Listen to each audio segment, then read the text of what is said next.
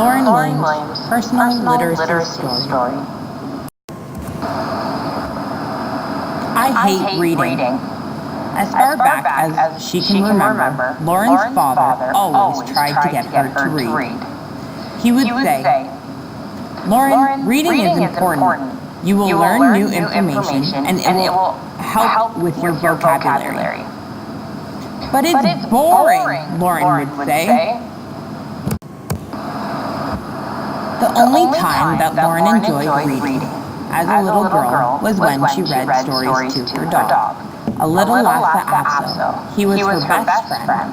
She would put him in her stroller and read stories to him and also teach him the alphabet on her chalkboard. As the years went on, Lauren still didn't want to read until she entered the grades that required book reports. Then what was Lauren supposed to do? Nanny to the rescue! Lauren's nanny understood how much Lauren hated to read, so she offered to help.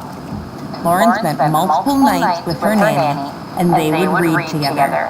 Nanny would read aloud, and Lauren would listen. This was very beneficial for Lauren. Lauren was an auditory and a visual learner. As Nanny would read to Lauren, she would follow along the words, but also pay attention to the story Nanny was telling her. Lauren was able to gain more of an understanding of what was being read to her, rather than if she were to have read it herself. As an adult, Lauren still does not enjoy reading. She reads one story every 2 to 4 years. She is a very picky reader and has to have a story that she can relate to.